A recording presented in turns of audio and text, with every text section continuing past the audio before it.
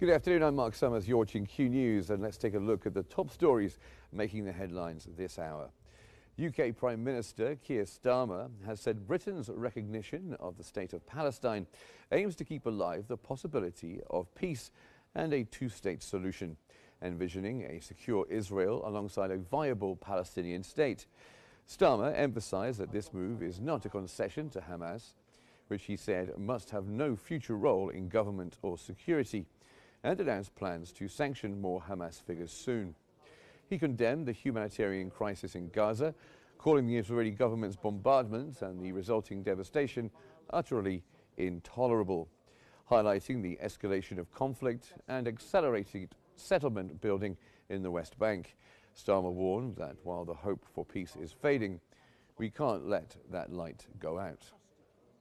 Are still held by the terrorist. Canadian Prime Minister Mark Carney has announced that Canada officially recognises the state of Palestine, citing Israel's ongoing settlement expansion in the West Bank and its deadly assault on Gaza as obstacles to Palestinian statehood. He condemned these actions as violations of international law and emphasised that the current Israeli government openly rejects the creation of a Palestinian state.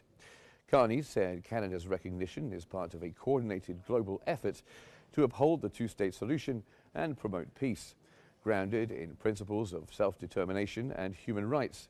He stressed that while recognition is not a cure-all, it reflects Canada's long-standing commitment to justice and peace in the region.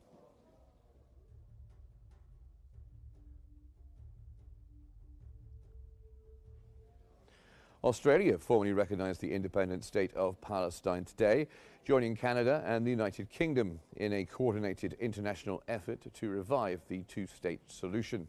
Prime Minister Anthony Albanese affirmed Australia's support for Palestine's legitimate aspirations and emphasised the need for a ceasefire in Gaza and the release of hostages from the October 2023 attacks. Albanese highlighted the Palestinian Authority's commitments to recognise Israel, hold democratic elections and implement reforms, stressing that Hamas must have no role in Palestine's future. Australia signalled that further steps, including diplomatic ties and embassies, will depend on progress. The Prime Minister called on the Arab League and the United States to lead peace initiatives, with Australia pledging continued cooperation to achieve lasting peace and security for both Israelis and Palestinians.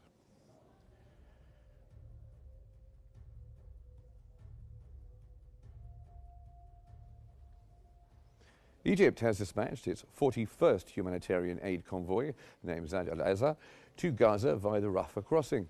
The convoy carries essential food supplies such as flour, grains, oils and baby milk to support thousands of families. Since July 27th, the Egyptian Red Crescent has delivered over 571,000 tonnes of aid, including medical and food supplies. Volunteers have also helped establish field hospitals and provide medical services in Gaza through cooperation with the Palestinian Red Crescent.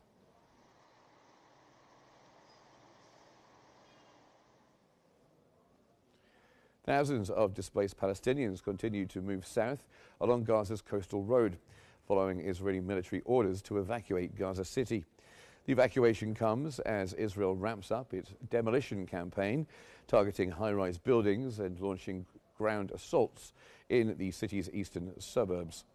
Israeli forces have intensified strikes on Sheikh Radwan and Tel Al-Hawa neighborhoods, key positions from which they are expected to advance into the densely populated central and western areas of Gaza City, where many civilians are now sheltering.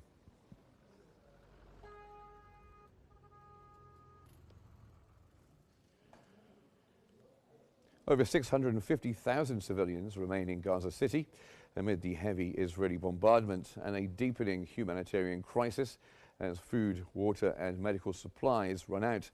Medical staff at hospitals like Al-Shifa have refused to leave, vowing to treat the wounded despite the danger. Many residents, displaced multiple times, have returned to the city, saying the south offers no real safety. Churches and mosques continue to shelter families even as aid routes collapse.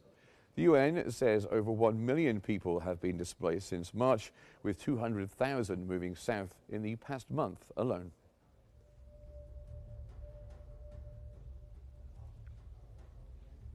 And that's the top stories for this hour. Thanks for watching, and stay tuned for more updates here on Q News.